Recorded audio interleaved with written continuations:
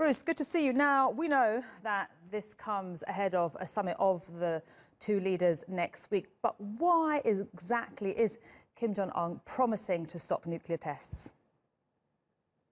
Well, not only did Kim Jong-un say in a statement to state media that he's willing to suspend missile tests and shut down a nuclear test site, he also said at this point he has completed weaponizing his nuclear program. So he doesn't need to continue the testing.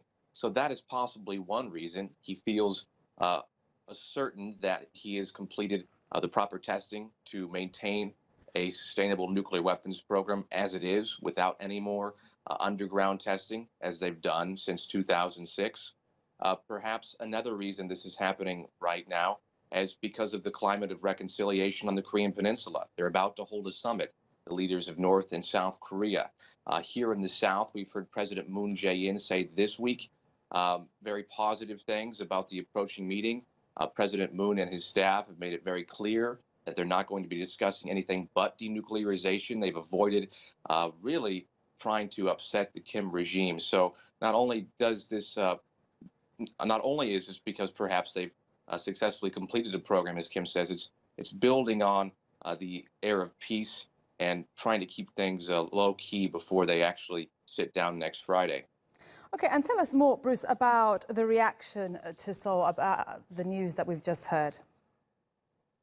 Well, just minutes ago, actually, the presidential office here did finally release a statement, and they are very pleased. They said that Kim's decision to shut down this nuclear test site and suspend missile tests will build the atmosphere of peace on the peninsula, especially in the build-up to this summit next Friday and possibly beyond. So the presidential office here is very happy.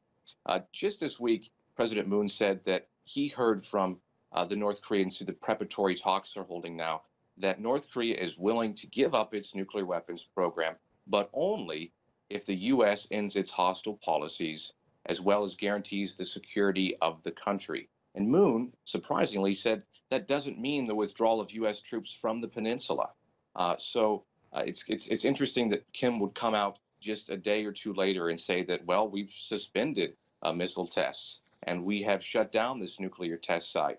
So it seems that everyone is on the same page moving towards denuclearization. But at the same time, it's, number one, going to be very hard to verify if North Korea has followed through with these promises. And number two, how long will these freezes remain in place after the summits? Okay, Bruce, thank you so much for that update. That was Bruce Harrison for us in Seoul.